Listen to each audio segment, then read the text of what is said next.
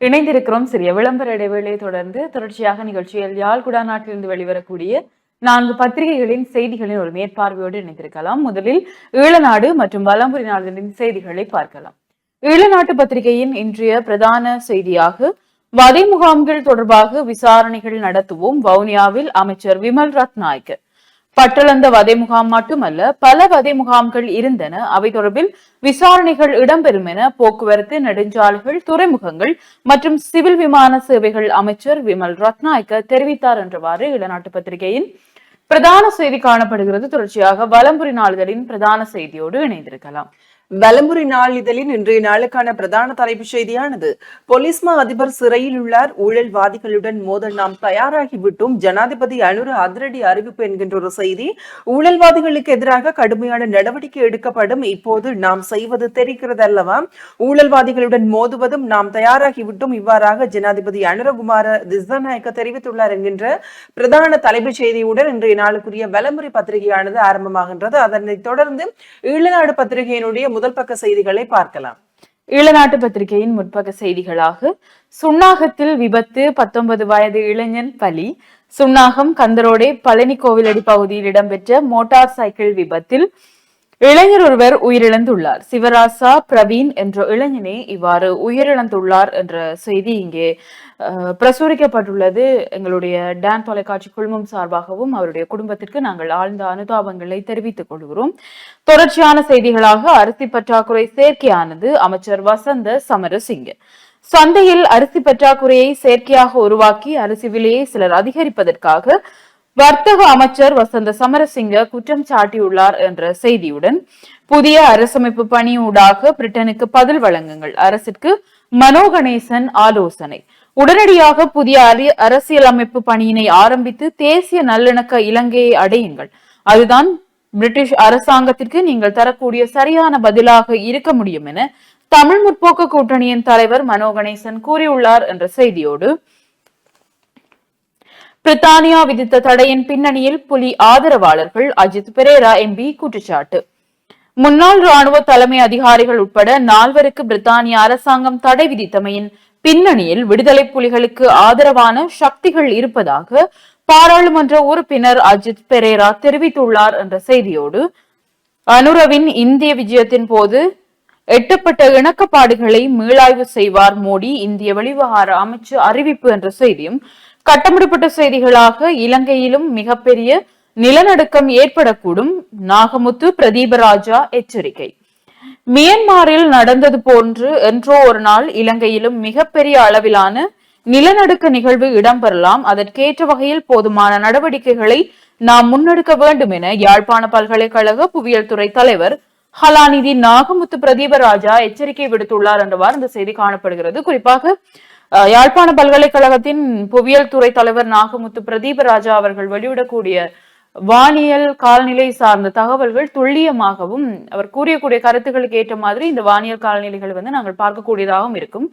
இந்த விடயம் தொடர்பாகவும் எங்களுடைய நாட்டில் எச்சரிக்கையாக நாங்கள் செயற்பட வேண்டும் என்று அவர் எச்சரிக்கை விடுத்துள்ளார். அதற்கேற்றவாறு முன்னெச்சரிக்கை நடவடிக்கைகளை எங்களுடைய நாட்டில் நாங்கள் மேற்கொள்ள வேண்டிய ஒரு பாரிய பொறுப்பு எங்களுக்கு இருக்கிறது என்பதை தொடர்ந்து ஈழநாட்டு பத்திரிகையின் ஏனைய முற்பக்க செய்திகளுக்குள் உள்ளூராட்சி தேர்தலில் வாக்குகள் நிராகரிக்கப்படும் சந்தர்ப்பங்கள் குறைவு, மேலதிக தேர்தல் ஆணையாளர் விளக்கம் என்றவாறு ஈழநாட்டு பத்திரிகையின் முற்பக்க செய்திகள் காணப்படுகிறது. தொடர்ச்சியாக வலம்புரி நாளிதழின் ஏனைய முற்பக்க செய்திகளோடு இணைந்திருக்கலாம். வலம்புரி நாளிதழின் ஏனைய முன்பக்க செய்திகளை பார்க்கலாம். பிரதமர் மோடியை சந்திக்க தமிழ் கட்சிகளுக்கு நேர ஒதுக்கீடு உறுதி செய்தது இந்திய தூதரகம் என்கின்ற ஒரு செய்தியும், வடக்கில் இன்று சூரியன் சுட்டரிக்கும் என்கின்ற ஒரு கட்டமிடப்பட்ட செய்தியும் காணப்படுகின்றது. அதனை தொடர்ந்து இலங்கை இந்திய பாதுகாப்பு ஒப்பந்தம் கைச்சாத்தாகும் என்கின்ற ஒரு கட்டமிடப்பட்ட செய்தியும், வலுப்பெறுகின்றார் விடுதலை புலிகள், பதறுகிறார் அஜித் பெரேரா என்கின்ற ஒரு புகைப்படம் தாங்கிய செய்திகளும் காணப்படுகின்றது. அதனைத் தொடர்ந்து தேர்தல் சட்டத்தின் பிரகாரமே வேட்பு மனுக்கள் நிராகரிப்பு, மேலதிக தேர்தல்கள் ஆணையாளர் அச்சுதன் என்கின்ற ஒரு செய்தியும், சுன்னாகம் கந்தரோடையில் மோட்டார் சைக்கிள் விபத்து, இளைஞன் ஒருவர் உயிரிழப்பு என்கின்றதான ஒரு செய்தியும் காணப்படுகின்றது. மயங்கி விழுந்தவரும் உயிரிழப்பு என்கின்ற ஒரு செய்தியும், அதனை தொடர்ந்து தலைமன்னார் கடற்பரப்பில் மிதந்து வந்த கஞ்சா புதைகள் என்கின்ற ஒரு செய்தியும் காணப்படுகின்றது. அதனை தொடர்ந்து கட்டமிடப்பட்ட செய்திகளாக ஆணையரவு உப்பளத்தில் உப்பு உற்பத்தி ஆரம்பம் என்கின்ற ஒரு புகைப்படம் தாங்கிய செய்தியும், ஆணையரவு உப்பு ரஜல் உணுவாகியது என்கின்ற ஒரு கட்டமிடப்பட்ட செய்தியும் இன்றைய நாளுக்குரிய வலம்புரி பத்திரிகையின் முதல் பக்க செய்திகளாக காணப்படுகின்றது. தொடர்ந்தும் நாங்கள் உட்பக்க செய்திகளையும் பார்க்கலாம். அரசியல் கைதிகள் விடுதலை உடனடியாக சாத்தியமில்லை, வவுனியாவில் அமைச்சர் பிமல் என்கின்ற ஒரு செய்தியும் காணப்படுகின்றது. ஹெரோயினுடன் புதுக்குடியிருப்பில் கைது என்கின்ற ஒரு செய்தியும் இதில் இடம்பெற்றிருக்கின்றது. அதனைத் தொடர்ந்து குஜராத்துக்கு முதல் வெற்றி மீண்டும் விழுந்தது மும்பை என்கின்ற ஒரு விளையாட்டுத்துறை சார்ந்த செய்தியும் பிரசுரமாக இருக்கின்றது. அதனைத் தொடர்ந்து செல்வச்சன்னதியானின் வருடாந்த கும்பாபிஷேகம் என்கின்ற ஒரு செய்தியும், வீதியில் பயணித்த பெண்ணிடம் தங்கச்சங்கிலி அதாவது அபகரிப்பு, விரைந்து செயல்பட்ட போலீசார் சந்தேக நபர்கள் கைது என்கின்ற ஒரு செய்தியும், மீள ஆரம்பிக்கப்பட்டது ஆணையிரவு உப்பு உற்பத்தி என்கின்ற ஒரு புகைப்படம் தாங்கிய செய்தியும் காணப்படுகின்றது. அதனைத் தொடர்ந்து ஞாயிற்றுக்கிழமை என்கின்ற ஒரு காரணத்தின் அடிப்படையில் பல கட்டுரைகளும் வெளியாகி இருக்கின்றன.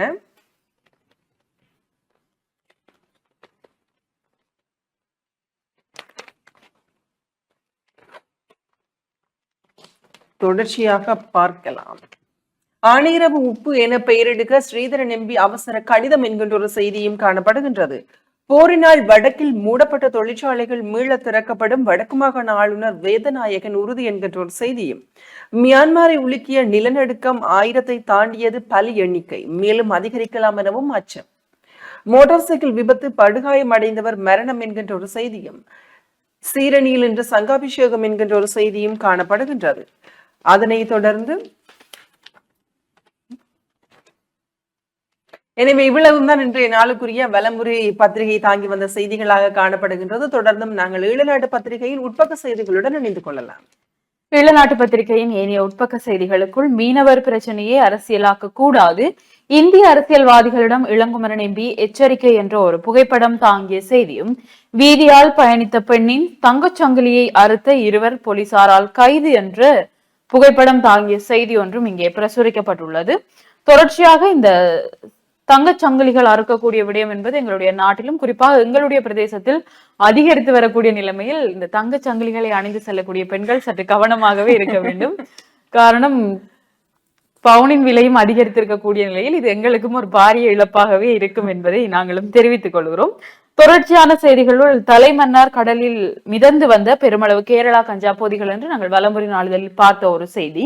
போலீசார் அடாவடியா நடவடிக்கை எடுப்போம், பவானந்த ராஜா எம்பி சொல்கிறார் என்ற ஒரு செய்தி இங்கே பிரசுரிக்கப்பட்டுள்ளது. இது கேள்வியாக பொதுமக்களிடம் கேட்க வேண்டிய அவசியம் இல்லை, இது தெரிந்த ஒரு விடயம்தான். உரிய நடவடிக்கைகளை எம்பிக்கள் எடுத்துக்கொண்டார்கள் என்று சொன்னால் அது மக்களுக்கு செய்யக்கூடிய பாரிய உதவியாக இருக்கும். அதனைத் தொடர்ந்து மாணவியை தண்டித்த ஆசிரியருக்கு பிணை என்று நேற்றைய தினம் பிரசுரிக்கப்பட்டிருந்த செய்தி, அதில் கைதாக இருக்கக்கூடிய ஆசிரியருக்கு பிணை வழங்கப்பட்டுள்ளதாக இன்றைய நாளிதழில் செய்திகள் பிரசுரிக்கப்பட்டுள்ளது. ஆணையரவு உப்பு உற்பத்தி தொழிற்சாலையில் மேசை உப்பு உற்பத்தியை ஆரம்பிக்கும் நிகழ்வு நேற்று சனிக்கிழமை நடைபெற்றது. இந்த நிகழ்வில் கைத்தொழில் மற்றும் தொழில் முயற்சியாண்மை அபிவிருத்தி அமைச்சர் சுனில் ஹந்துநெத்தி, கடற்தொழில் நீரியல் மற்றும் கடல் வளங்கள் அமைச்சர் ராமலிங்கம் சந்திரசேகர், வடமாகாண ஆளுநர் நாகலிங்கம் வேதநாயகன் உள்ளிட்டவர்கள் கலந்து கொண்டனர் என்ற அந்த நிகழ்வு தொடர்பான புகைப்படங்கள் தாங்கிய செய்தி ஒன்று இங்கே பிரசுரிக்கப்பட்டுள்ளது. அதனைத் தொடர்ந்து செய்திகளாக, பிரதமர் மோடியை எதிர்கொள்ள தயங்குகிறது அனுர அரசாங்கம், சம்பூர் மின் உற்பத்தி நிலையத்தை திறக்க ஜனாதிபதி செல்வாரா என்பது சந்தேகம் என்ற ஒரு கட்டமிடப்பட்ட செய்தியும், வடக்கில் தொழிற்சாலைகளை மீண்டும் ஆரம்பிக்க நடவடிக்கை, மாகாண ஆளுநர் வேதநாயகன் தெரிவிப்பு என்ற ஒரு புகைப்படம் தாங்கிய செய்தியும், தென்னக்கோனுக்கு உதவிய போலீஸ் உட்பட 2 கைது என்ற ஒரு செய்தி இங்கே பிரசுரிக்கப்பட்டுள்ளது. அதனைத் தொடர்ந்து தேசிய கலை இலக்கிய பேரவையின் ஏற்பாட்டில் யாழ்ப்பாணம் கோண்டாவில் இந்து கல்லூரியில் முன்னெடுக்கப்பட்டு வரும் 24வது புத்தக அரங்க விழாவின் முதல் நாள் நேற்று முன்தினம் மாலை நடைபெற்ற நிகழ்வுகளின் காட்சிகள் என்ற புகைப்படம் தாங்கிய சில செய்திகள் இங்கே பிரசுரிக்கப்பட்டுள்ளதையும் காணக்கூடியதாக இருக்கிறது. அதனைத் தொடர்ந்து 3 மாதத்தில் 6,84,960 சுற்றுலா பயணிகளின் வருகை என்ற ஒரு செய்தி. தொடர்ச்சியாக செய்திகளில் நாங்கள் எங்களுடைய நாட்டிற்கு வரக்கூடிய சுற்றுலா பயணிகளின் வருகை என்பது நாளாந்தம் அதிகரித்து செல்லக்கூடியதை காணக்கூடியதாக இருக்கின்றது. அதனைத் தொடர்ந்து செய்திகளுக்குள், வேலையில்லா பட்டதாரிகளை வேடிக்கையாக பார்க்கும் அரசு, எதிர்க்கட்சி தலைவர் சஜித் சாடல். வேலையில்லா பட்டதாரிகளை அரசாங்கம் வேடிக்கையாக பார்க்கிறது என்று எதிர்க்கட்சி தலைவர் சஜித் பிரேமதாச சாடியுள்ளார் என்ற ஒரு குற்றச்சாட்டை எதிர்க்கட்சி தலைவர் சஜித் முன்வைத்துள்ளார் என்ற இந்த செய்தி பிரசுரிக்கப்பட்டிருக்கிறது. உண்மையில் வரலாறுகளை நாங்கள் பார்க்கின்ற பொழுது வேலையில்லா பட்டதாரிகளை கைப்பாவைகளாக முன்னாள் அரசியல்வாதிகள் பாவித்துக் கொண்டதன் காரணத்தினால்தான் இன்று வேலையில்லா பட்டதாரிகள் இப்படி ஒரு நிலைமையில் இருப்பதற்கு இந்த நிலைக்கு முன்னாள் அரசியல்வாதிகளினுடைய அரசியல் நோக்குகள் தான் காரணம் என்பதையும் எங்களுடைய எதிர்க்கட்சி தலைவர் புரிந்து கொள்ள வேண்டும். அதனை தொடர்ந்த செய்திகளுக்குள் தரமற்ற மருந்துகள் கொள்வனவுக்கு ஹெஹலியவே பரிந்துரை செய்தார் என்ற ஒரு கட்டமிடப்பட்ட செய்தி விரிவாக பார்க்கையில் முன்னாள் சுகாதார அமைச்சர் ஹெஹலிய ரம்புக்வெலவின் ஆலோசனையின் பேரில் தான் மருந்துகளை கொள்வனவு செய்ய இந்திய மருந்து நிறுவனத்தின் பெயர் பரிந்துரைக்கப்பட்டதாக சுகாதார அமைச்சின் அதிகாரிகள் பொது நிறுவனங்கள் தொடர்பான பாராளுமன்ற குழுவின் முன் தெரிவித்தனர் என்ற ஒரு செய்தியும்,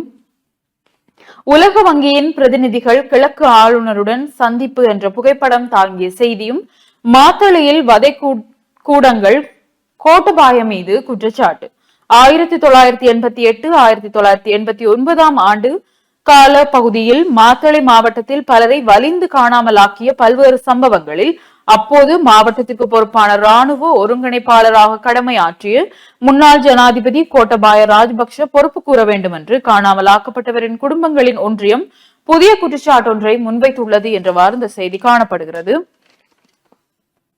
அதனைத் தொடர்ந்து ஆணையிரவு உப்பு விரைவில் உலகமெங்கும் விற்பனையாகும், அமைச்சர் சந்திரசேகர் தெரிவிப்பு என்ற ஒரு செய்தி இங்கே பிரசுரிக்கப்பட்டுள்ளது. முதலில் நாங்கள் எங்களுடைய நாட்டிற்குள் உப்புகளை இறக்குமதி செய்வதை நிறுத்துகின்ற அளவிற்கு ஆணையிரவு உப்பு தொழிற்சாலை செயற்பட்டாலே போதும் என்பதுதான் எங்களுடைய நம்பிக்கையாக இருக்கிறது. அதனைத் தொடர்ந்த செய்திகளுக்குள் இஸ்ரேல் அரசிற்கு எதிராக கொழும்பில் ஆர்ப்பாட்டம் என்ற ஒரு புகைப்படம் தாங்கிய செய்தி, பாலஸ்தீன மக்களுக்கு அவர்களின் சுதந்திர நாட்டை விடுவிக்குமாறு அந்த நாட்டில் இடம்பெறும் கொலைகளை நிறுத்துமாறும் கோரி இஸ்ரேல் அரசிற்கு எதிராக அமைதியான ஆர்ப்பாட்டம் ஒன்று கொழும்பில் இடம்பெற்றது என்றவாறு இலங்கையில் சர்வதேச குற்றச்சாட்டுகளுக்கு எதிராக ஒரு போராட்டம் இடம்பெற்றிருக்கிறது என்பதும் அது தொடர்பான புகைப்படங்களும் இங்கே பிரசுரிக்கப்பட்டுள்ளது. யாழ்ப்பாணத்தில் இன்று சிலோன் சிங்கர் தெரிவு. யாழ் இசை கலையகம் நடாத்தும் மாபெரும் சிலோன் சிங்கர் தெரிவு 2ஆம் சுற்றுக்கள் இன்று ஞாயிற்றுக்கிழமை நண்பகல் 12 மணிக்கு திருமறை கலாமன்ற கலைத்தூது கலையகத்தில் நடைபெற உள்ளது. இதில் பிரதம விருந்தினராக தொழிலதிபர் சுலக்ஷனும், சிறப்பு விருந்தினராக யாழ் மாவட்ட கலாச்சார உத்தியோகத்தர் கிருஷ்ணகுமாரும், கௌரவ விருந்தினராக அருளானந்தம் தங்கம் அறக்கட்டளை ஸ்தாபகர் திருமதி ஏட்ஸ்ரீ ஷம்மாவும் கலந்து கொள்வார் என்றவாறு இந்த செய்தி காணப்படுகிறது. அதனைத் தொடர்ந்து ஞாயிற்றுக்கிழமை என்பதனால் இளநாட்டு பத்திரிகையில் வார மலர் இணைக்கப்பட்டுள்ளது. அதிகாரியும் அதிகாரமும் என்ற கலாநிதி என் பஸ்ரி அவர்களுடைய கட்டுரையும், வீரகத்தி தனபாலசிங்கம் அவர்களுடைய உரிமை மீறல்கள் பொறுப்புக்கூறல்கள் பிரச்சனைகளை மீண்டும் முன்னரங்கத்திற்கு கொண்டு வந்திருக்கும் அண்மைய சம்பவங்கள் என்றவாறு இந்த பிரிட்டன் அரசாங்கம் தடை விதித்திருக்கக்கூடிய அந்த 4 புகைப்படங்களை தாங்கியவாறு இந்த கட்டுரை பிரசுரிக்கப்பட்டுள்ளது. தொடர்ச்சியான கட்டுரைகளுக்குள் கலாநிதி ஜெஹான் பெரேரா அவர்களுடைய அபிவிருத்திக்கான தடைகளை அகற்றுதல் என்ற ஒரு கட்டுரையோடு, பிரித்தானியா தடை விதித்தவர்களை பாதுகாக்குமாறு கோரிக்கை விடுவது போர்க்குற்றத்தை மறைமுகமாக ஏற்கிறது, பனங்காட்டானவர்களுடைய கட்டுரை ஒன்று பிரசுரிக்கப்படுகிறது. அதில் முக்கியமான விடயங்களாக குற்றவாளிகளாக காணப்படுபவர்களை நாடு கடத்தும் போது அவர்கள் தப்பிவிடக் கூடாது என்பதற்காக தங்கள் நாட்டு அதிகாரி ஒருவரையும் கண்காணிப்புக்காக அனுப்புவது மேற்கு நாடுகளின் சட்ட வளமை.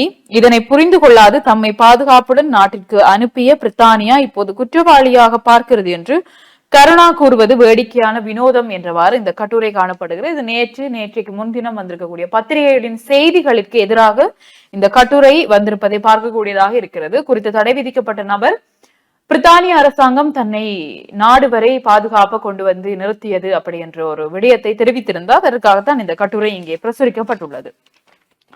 தொடர்ச்சியான கட்டுரை பகுதிகளுக்குள் சித்தர் சடையம்மா சுவாமிகளுக்கு 170 ஆண்டுகளின் பின்னர் திருக்கோயில் என்ற ஒரு கட்டுரையும், கலாநிதி சின்னத்தம்பி பத்மராஜா அவர்களுடைய கட்டுரையும், கடந்த கால நினைவுகளால் என்ன பயன் கேர்னல் ஆர் ஹரிஹரன் அவர்களுடைய கட்டுரையும் இங்கே பிரசுரிக்கப்பட்டிருக்கிறது. ரஞ்சன் அருண் பிரசாத் அவர்களுடைய பட்டலந்த சித்திரவதை முகாமும் ரணில் விக்ரமசிங்கவிற்கும் என்ன தொடர்பு, ஜனாதிபதி ஆணைக்குழு அறிக்கை கூறும் தகவல்கள் என்ற இந்த அறிக்கை தொடர்பான ஒரு விரிவான விளக்கத்தோடு அந்த கட்டுரை பிரசுரிக்கப்பட்டுள்ளது. வீழ்ச்சியுறும் உலக ஊடக சுதந்திரம், அமெரிக்க குரலை மூடும் ட்ரம்ப் என்ற ஒரு கட்டுரையும், ஐங்கரன் விக்னேஸ்வரா அவர்களுடைய கட்டுரையும், மியான்மரில் சக்தி வாய்ந்த நிலநடுக்கம், நூற்றுக்கணக்கானவர்கள் உயிரிழப்பு என்ற ஒரு புகைப்படம் தாங்கியவாறும் இந்த கட்டுரைகள் பிரசுரிக்கப்பட்டுள்ளது. அதனைத் தொடர்ந்த உள்நாட்டு செய்திகளுக்குள் அனுர ஜனாதிபதி ஆகியும் அரசு சேவை மாற்றமில்லை, ஐக்கிய மக்கள் சக்தி குற்றச்சாட்டு என்ற ஒரு செய்தியோடு இறுதிப்பக்க செய்திகளாக இந்தியாவை உரிய வகையில் அணுகி முல்லைத்தீவில் பண்பாட்டு நடுவம், ரவிகரன் எம்பி கோரிக்கை. இலங்கை அரசாங்கம் இந்தியாவை உரிய முறையில் அணுகுவதன் மூலம் முல்லைத்தீவில் பண்பாட்டு நடுவம் ஒன்றை அமைப்பதற்கான நிதியுதவியை இந்தியாவிடமிருந்து பெற்றுக்கொள்ள முடியும் எனவும் கூட்டுறவு பிரதி அமைச்சரும் முல்லைத்தீவு மாவட்ட அபிவிருத்தி ஒருங்கிணைப்பு குழு தலைவருமான உபாலி சமரசிங்க அதற்கான நடவடிக்கைகளை மேற்கொள்ள வேண்டும் எனவும் பாராளுமன்ற உறுப்பினர் ரவிகரன் ஆலோசனை வழங்கினார் என்ற ஒரு செய்தியோடு ஆணையரவு உப்பின் பெயரை உறுதி செய்க ஸ்ரீதரன் எம்பி கோரிக்கை என்ற செய்தியோடு உள்ளூராட்சி தேர்தலில் அமோக வெற்றி உறுதி பொதுஜன பெரமுன நம்பிக்கை என்ற செய்தியும், தென்கிழக்கு பல்கலைக்கழக மாணவர்கள் போராட்டம், அனைத்து பல்கலைக்கழக மாணவர் ஒன்றியத்தின் அமைப்பாளரான மதுசான் சந்தி ரஜித் உட்பட இருவரை விடுதலை செய்யுமாறு கோரி தென்கிழக்கு பல்கலைக்கழக மாணவர்கள் நேற்று முன்தினம் வெள்ளிக்கிழமை மாலை பல்கலைக்கழகத்திற்கு முன்பாக ஆர்ப்பாட்டத்தில் ஈடுபட்டனர் என்றவாறு இளநாட்டு பத்திரிகையின் செய்திகள் காணப்படுகிறது. தொடர்ச்சியாக தினக்குரல் நாளிதழின் பிரதான செய்தியோடு இணைந்திருக்கலாம். தினக்குரல் பத்திரிகையின் இன்றைய நாளுக்குரிய பிரதான தலைப்புச் செய்தியானது, தமிழ் மக்களுக்கு அநீதி நடந்துள்ளதால் விடுதலை புலிகள் மீளெழுச்சி பெறுவர்.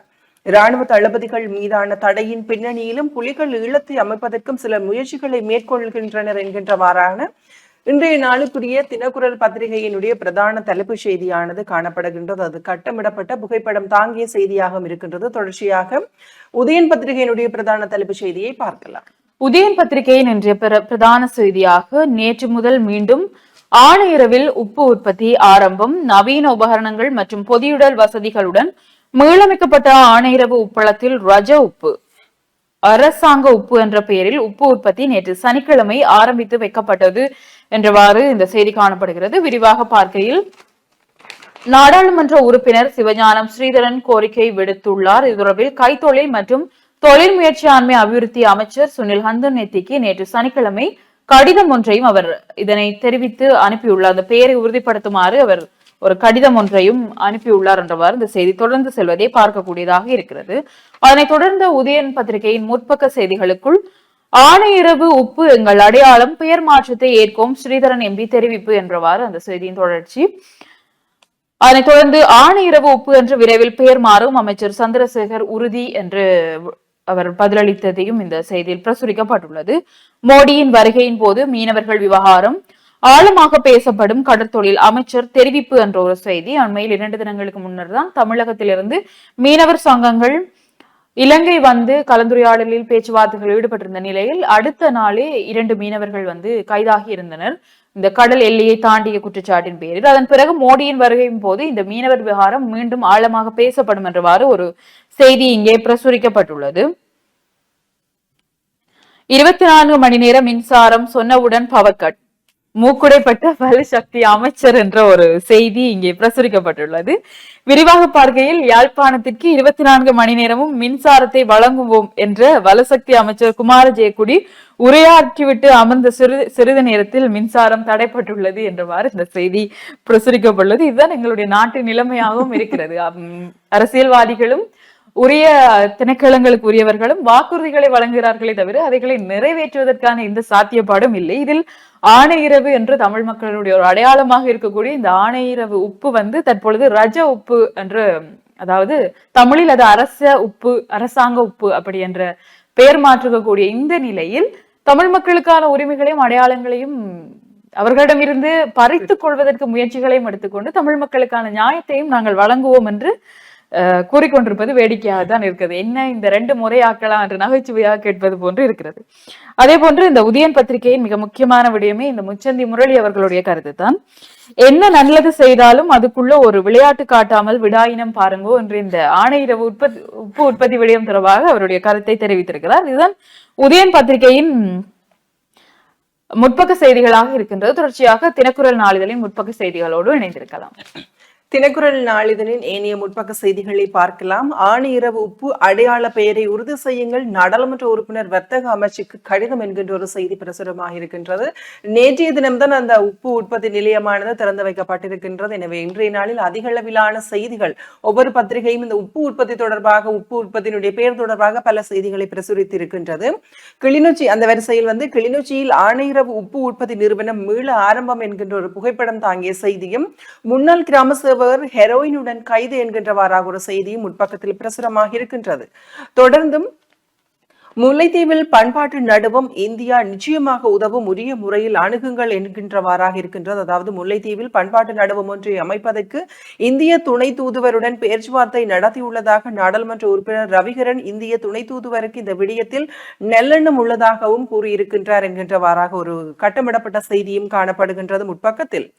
அதனைத் தொடர்ந்து சுன்னாகம் நிலத்தடி நீர் சர்ச்சை புத்துயிர் பெற்றதா என்கின்றதாக கேள்விக்குறியுடன் மீளவும் ஒரு செய்தி ஒன்று இங்கே பிரசுரமாக இருக்கின்றது. மேலும் அரசியல் கைதிகள் சகலரும் விடுவிக்கப்படுவது நிச்சயம் என்கின்ற ஒரு செய்தி காணப்படுகின்றது. நேற்றைய நாளில் வடக்கிற்கு விஜயம் செய்திருக்கக்கூடிய அமைச்சருடைய கருத்தாக இருக்கின்றது. குறிப்பாக பிமில் ரத்நாயக்க கூறியிருக்கின்ற ஒரு கருத்தாக இருக்கின்றது. யாழ்ப்பாணம் தென்மராட்சியில் 2 பிரதேச செயலகங்கள் நிச்சயம் உருவாக்கப்படும் என்கின்றதான ஒரு செய்தியும் இங்கே பிரசுரமாக இருக்கின்றது. அதனைத் தொடர்ந்து ஏலவே பிரசுரிக்கப்பட்ட செய்தி ஒன்று, 24 மணி நேரம் தடையற்ற மின் விநியோகம், வலுசக்தி அமைச்சரின் உரையை தொடர்ந்து திடீரென மின்வெட்டு என்கின்றதான ஒரு புகைப்படம் தாங்கிய செய்தியுமே இங்கு பிரசுரமாக இருக்கின்றது. அதனைத் தொடர்ந்து கந்தரோடி விபத்தில் இளைஞர் ஒருவர் பலி, இதுவும் மேலவே பிரசுரமாக இருந்த செய்தி. அதனைத் தொடர்ந்து இறுதியான நான் ஒரு அப்பக்கோப்பை அல்ல என்கிறார் இளங்குமரன் என்கின்ற ஒரு புகைப்படம் தாங்கிய செய்தியும் தினக்குரல் பத்திரிகையின் முதல் பக்கத்திலே பிரசுரமாக இருக்கின்றது. தொடர்ச்சியாக நாங்கள் தினக்குரல் பத்திரிகையின் உட்பக்க செய்திகளை பார்க்கலாம். இலங்கையிலும் பாரிய நிலநடுக்கம் ஏற்படலாம், எச்சரிக்கை விடுப்பு என்கின்ற ஒரு செய்தி காணப்படுகின்றது. இது மேலவே பார்த்த ஒரு செய்தி. மியான்மருக்கு செல்வது நாடுகள் உதவ வேண்டும், சஜித் கோரிக்கை என்கின்ற ஒரு செய்தியும் பிரசுரமாக இருக்கின்றது. மியான்மரிலே ஏற்பட்ட நிலநடுக்கத்தினால் 1000க்கும் மேற்பட்டோர் பலியாக இருக்கின்றனர் என்கின்ற ஒரு செய்தியும் நாங்கள் ஏலவே பார்த்தது. கைதாகும் அச்சத்தால் அவசரமாக கிளம்பிய தமிழக மீனவ பிரதிநிதி என்கின்ற ஒரு செய்தியும் பிரசுரமாக இருக்கின்றது. அமைச்சர்களின் சொகுசு வீடுகள் தூதரகங்களுக்கு வழங்க திட்டம் என்கின்ற ஒரு செய்தியும், தீபச்செல்வனின் சைனட் நாவல் கிளிநொச்சியில் நேற்று வெளியீடு என்கின்ற ஒரு புகைப்படம் தாங்கிய செய்தியும் காணப்படுகின்றது. அதனைத் தொடர்ந்து கட்டுரைகளும் வெளியாகி இருக்கின்றன. இந்திய ராணுவத்தால் படுகொலை, 38 ஆண்டின் பின் இறுதிச் சடங்கு, யாழில் அரங்கேறிய சோக கதை என்கின்ற ஒரு புகைப்படம் தாங்கிய ஒரு கட்டுரை ஒன்று பிரசுரமாக இருக்கின்றது.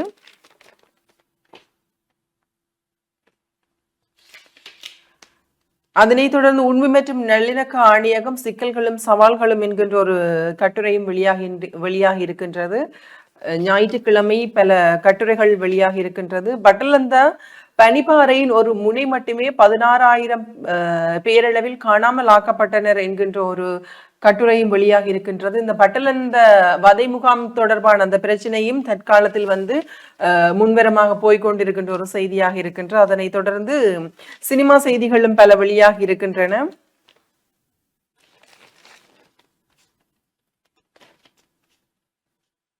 நெஞ்சை நோக்கி நேராக சுடுவது போல் பூமியை நோக்கி கதிர்களை வீசும் ராட்சத கருந்துளை என்கின்ற ஒரு கட்டுரை வாயிலான செய்தியும் ஒன்று பிரசுரமாக இருக்கின்றது. அதனை தொடர்ந்து பிரிட்டனின் தடை இலங்கையை பாதிக்குமா என்கின்ற ஒரு தலைப்பில் அமைந்த கட்டுரையுமே இங்கே வெளியாக இருக்கின்றது. தொடர்ச்சியாக பார்க்கலாம். வடக்கின் துடுப்பாட்ட போட்டிகள் அநாகரிகமாக மாறி வருகின்றது என்கின்ற ஒரு செய்தியுமே பிரசுரமாக இருக்கின்றது. கட்டுரை சார்ந்த செய்தி ஒன்று பிரசுரமாக இருக்கின்றது. அண்மையில் கூட 2 பிரபல பாடசாலைகளுக்கு இடையிலான துடுப்பாட்ட போட்டிகள் நிறைவடைந்த நிலையில் இந்த செய்தி வெளியாக இருக்கின்றது. 7.7 டிக்டர் அதிர்ந்தது மியான்மர் என்கின்ற புகைப்படம் தாங்கிய ஒரு கட்டுரையுமே செய்தி கட்டுரை ஒன்று வெளியாக இருக்கின்றது. அதனை தொடர்ந்து இந்திய சீன உறவு மோடியின் எண்ணம் ஈடேறும், அமெரிக்கா என்ன செய்கின்றது என்கின்ற ஒரு கட்டுரை செய்தியுமே இங்கே வெளியாக இருக்கின்றது. தொடர்ச்சியாக இரு நாட்டு மீனவர் பிரச்சனையை ராஜதந்திர மட்டத்திலான பேச்சு மூலமே தீர்க்கலாம். இந்திய இலங்கை மீனவர் பிரச்சனைகளை அரசியலாக்க இந்திய அரசியல்வாதிகள் முற்படுவதாக குற்றம் சாட்டியுள்ள கருணாநாதன் இளங்குமரன் எம்பி ராஜதந்திர மட்டத்திலான பேச்சுவார்த்தைகள் மூலம் இதுக்கு சுமூகமான தீர்வை பெற்றுக்கொள்ள முடியும் எனவும் தெரிவித்திருக்கின்றார் என்கின்ற ஒரு செய்தியும் பிரசுரமாக இருக்கின்றது. அரியாலையில் இன்று விளையாட்டு நிகழ்வுகள் என்கின்ற ஒரு செய்தியும் ஆணையிரவு உப்பே தரமானதென புகழாரம். இதுவும் ஒரு புகைப்படம் தாங்கிய ஒரு செய்தியாக காணப்படுகின்றது. ஒட்டிசுட்டானில் உணவகத்திற்கு சீல் என்கின்ற ஒரு புகைப்படம் தாங்கிய செய்தியும் இரு நாட்டு மீனவர் பிணக்கு அதிகாரிகளும் மீனவ சங்க பிரதிநிதிகளும் பேச வேண்டும்.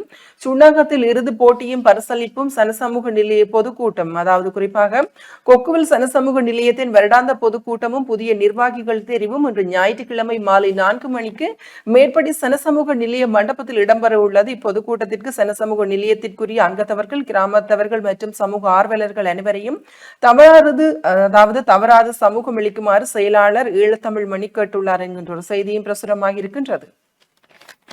தொடர்ச்சியாக பார்க்கலாம். இந்திய பிரதமர் வருகையினால் அனுராதபுரம் நகரில் இருந்து தெருநாய்களை அகற்ற நடவடிக்கை என்கின்ற ஒரு செய்தியும், மியான்மர் நிலநடுக்கம் 1000 பேர் வரை பலி, 1600 பேர் காயத்துடன் மீட்பு என்கின்ற ஒரு செய்தியும், நாமினி விஜயதாசவிற்கு சர்வதேச துணிச்சல் பெண் அமெரிக்க உயரிய விருது என்கின்ற ஒரு கட்டமிடப்பட்ட புகைப்படம் தாங்கிய செய்தியும் காணப்படுகின்றது.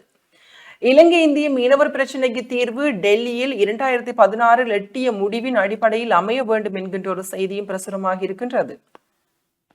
மாகாண சபைகளின் அதிகாரங்கள் பறிப்பு இந்திய பிரதமர் மோடியின் கவனத்துக்கு கொண்டு செல்வோம் என்கின்ற செய்தியும், முன்னாள் இந்திய துணை தூதுவர் மூளாய்க்கு விஜயம், சடலம் இனம் காணப்பட்டது. கோப்பாய் சந்திக்கு அருகாமையில் உள்ள வாய்க்காலில் இருந்து சடலமாக மீட்கப்பட்ட வயோதிபர் இனங்காணப்பட்டு உறவினர்களிடம் கையளிக்கப்பட்டுள்ளது. கடந்த புதன்கிழமை நண்பகல் கோப்பாய் பருத்தித்துறை வீதி வாய்க்காலுக்குள் இருந்து சடலமாக மீட்கப்பட்டு யாழ் போதனா வைத்தியசாலையில் வைக்கப்பட்டிருந்தது. இந்நிலையிலேயே அவர் வித்யாபுரம் ஒட்டிசுட்டானை சேர்ந்த முருகேசு சின்னையா வயது 76 என நேற்று முன்தினம் வெள்ளிக்கிழமை உடலத்தை உறவினர்கள் அடையாளம் காட்டி பெற்றுக் கொண்டனர் என்கின்ற ஒரு செய்தியும் பிரசுரமாக இருக்கின்றது. தொடர்ச்சியாக இறுதிப்பக்க செய்தியை பார்க்கலாம். பிரதமர் மோடியை எதிர்கொள்வது எப்படி, தலையை பீத்துக் கொள்ளும் ஜேவிபி. ஹர்சடி சில்வா ஊடகங்களுக்கு கருத்து. இந்திய எதிர்ப்பு நிலைப்பாட்டில் இருக்கும் மக்கள் விடுதலை முன்னணி இந்திய பிரதமர் நரேந்திர மோடியின் இலங்கை விஜயத்தின் போது அவரை எவ்வாறு எதிர்கொள்வது என்பதை பற்றி மட்டுமே இப்போது சிந்தித்துக் கொண்டிருப்பதாக நாடாளுமன்ற உறுப்பினர் ஹர்சடி சில்வா கூறியுள்ளார். தேசப்பந்து தென்னக்கோனுக்கு உதவிய கான்ஸ்டபிள் கைதானார். கொலை மிரட்டல் விடுத்த சந்தேக நபர் ஒருவர் கைது என்கின்ற புகைப்படம் தாங்கிய செய்தியும் இன்றைய நாளுக்குரிய தினக்குரல் பத்திரிகையில் பிரசுரமாயிருக்கின்றது. தொடர்ச்சியாக நாங்கள் உதயன் பத்திரிகையினுடைய விரிவான செய்திகளை பார்க்கலாம். உதயன் பத்திரிகையின் ஏனைய உட்பக்க செய்திகளுக்குள் நிராகரிக்கப்பட்ட வேட்புமனுக்கள் மீள் பரிசீலனைக்கு வாய்ப்பு இல்லை, தேர்தல் ஆணைக்குழு அறிவிப்பு. அனைத்து நிராகரிக்கப்பட்ட சட்ட விதிகளை கண்டிப்பாக பின்பற்றி செயற்பட்டன. அந்த முடிவுகளை தேர்தல் ஆணையகம் மறுபரிசீலனை செய்யவோ அல்லது மாற்றவோ வாய்ப்பில்லை என்று தேர்தல் ஆணைக்குழு தெரிவித்துள்ளது என்றவாறு ஒரு செய்தி இங்கே பிரசுரிக்கப்பட்டுள்ளது. யாழ்ப்பாணத்தில் சுகாதார விதிமுறை மீறல்கள் உணவுகளுக்கு தண்டம். யாழ்ப்பாணத்தில் சுகாதார சீர்கேட்டுடன் இயங்கிய 3 உணவகங்களுக்கு 1,56,000 ரூபாய் தண்டம் விதிக்கப்பட்டுள்ளது. கோண்டாவில் பொது சுகாதார பரிசோதகர் ஜெயகாந்தன் தலைமையிலான குழுவினர் கடந்த 19ஆம் திகதி தமது பகுதியில் உள்ள உணவகங்களில் திடீர் சோதனை நடவடிக்கைகளை மேற்கொண்டனர். இதன்போது சுகாதார சீர்கேட்டுடன் இயங்கிய 3 உணவகங்கள் கண்டறியப்பட்டதுடன் அவற்றில் ஒரு உணவகத்தில் இருந்து காலாவதியான பொருட்களும் மீட்கப்பட்டன என்றவாறு இந்த செய்தி காணப்படுகிறது. அதனைத் தொடர்ந்த செய்திகளுக்குள் யாழ்ப்பாண பிரதேச செயலர் பிரிவுகளில் தலா 3 கிராமங்களை தெரிவு செய்து 5 வருடத்தில் மேம்படுத்தல். யாழ் மாவட்டத்தில் உள்ள 15 பிரதேச செயலர் பிரிவுகளில் இருந்து தலா 3 கிராம அலுவலகர் பிரிவுகளில் தெரிவு செய்யப்பட்ட ஒருங்கிணைந்த கிராம அபிவிருத்தி நிகழ்ச்சி திட்டத்தின் கீழ் அபிவிருத்தி பணிகள் முன்னெடுக்கப்பட்டுள்ளன என்று யாழ் மாவட்ட ஒருங்கிணைப்பு குழு கூட்டத்தில் தெரிவிக்கப்பட்டது என்ற செய்தியும், வடக்கு கால்நடை திணைக்களத்தால் முல்லைத்தீவு வவுனியாவில் 15 செயற்திட்டங்கள் விரைவில் என்ற ஒரு கட்டமிடப்பட்ட செய்தியோடு கர்ப்பவதி பராமரிப்பு நிலையம் சுழிபுரத்தில் நிரந்தரமாக நிறுவுக. சுழிபுரத்தில் காட்டுப்புலம் மற்றும் பானாவெட்டை ஆகிய கிராமங்களுக்கு கர்ப்பவதி ஆரம்ப பராமரிப்பு நிலையம் ஒன்று நிரந்தரமாக நிறுவப்பட வேண்டும் என சங்கானை பிரதேச சுகாதார மருத்துவ அதிகாரி வேண்டுகோள் விடுத்துள்ளார் என்ற செய்தியும் இங்கே பிரசுரிக்கப்பட்டுள்ளது. அதனைத் தொடர்ந்து செய்திகளாக மருந்து பற்றாக்குறையே அரசாங்கத்திடம் தீர்வில்லை, சஜித் சுட்டிக்காட்டு என்ற செய்திகளும், பரப்புரையில் ஜனாதிபதி அனுரகுமார திசாநாயக்கவின் தலைமையில் தேசிய மக்கள் சக்தியின் உள்ளூராட்சி தேர்தலுக்கான பரப்புரை கூட்டங்கள் நாடெங்கும் ஆரம்பிக்கப்பட்டுள்ளன என்ற ஒரு கட்டமிடப்பட்ட செய்தி இங்கே பிரசுரிக்கப்பட்டுள்ளது. அதனைத் தொடர்ந்து இன்று ஞாயிற்றுக்கிழமை என்பதனால் உதயன் பத்திரிகையில் சஞ்சீவி நாளிதழும் இணைக்கப்பட்டுள்ளது. நிலாந்தனவர்களுடைய சரியான நேரத்தில் சரியான கூட்டு என்ற ஒரு கேள்வியோடு ஒரு கட்டுரை பிரசுரிக்கப்பட்டுள்ளது. அதனைத் தொடர்ந்து மதிப்பிற்குரிய உள்ளூராட்சி அதிகாரிகளுக்கு என்ற ஒரு அன்னமுத்து அவர்களுடைய அப்பாவி அன்னமுத்து அவர்களுடைய கடிதம் ஒன்று இங்கே பிரசுரிக்கப்பட்டுள்ளது. அதனைத் தொடர்ந்து பற்றளந்த முகாம் அறிக்கை, ஏவிபி கேட்க தவறிய சந்தர்ப்பங்களும் இன அழிப்பு விசாரணை மூடி மறைப்புகளும் என்ற நிக்சன் அவர்களுடைய விரிவான கட்டுரை ஒன்று இங்கே பிரசுரிக்கப்பட்டுள்ளது. நெடுந்தீவு மகேஷ் அவர்களுடைய பிணம் என்ற ஒரு சிறுகதையும் சிறுவர்களுடைய கைவண்ணங்கள் ஆக்கங்களும் இங்கே பிரசுரிக்கப்பட்டுள்ளது. அதனைத் தொடர்ந்த செய்திகளுக்குள் பெரும் நிலநடுக்கத்துக்கு இலங்கையிலும் வாய்ப்புள்ளது, முற்காப்பு நடவடிக்கைகளை எடுக்குமாறு வலியுறுத்து என்று நாங்கள் ஏலவே விரிவாக பார்த்த செய்தி. IPL தொடர் பரபரப்பாக ஆரம்பமாக இருக்கக்கூடிய நிலையில் நேற்றைய தினம் மும்பைக்கு மீண்டும் நேற்று தோல்வி என்ற ஒரு புகைப்படம் தாங்கிய செய்திகளும் இங்கே பிரசுரிக்கப்பட்டுள்ளது. இவைதான் உதய நாளிதழின் செய்திகளாக இருக்கின்றது. பொதுவாக இன்றைய நாளில் வெளிவந்திருக்கக்கூடிய 4 பத்திரிகைகளான ஈழநாடு, தினக்குரல், வலம்புரி மற்றும் உதய நாளிதழின் செய்திகள் இவையாகத்தான் இருக்கிறது. நிகழ்ச்சியில் தொடர்ச்சியாக ஒரு விளம்பர இடைவெளியை தொடர்ந்து சந்திக்கலாம்.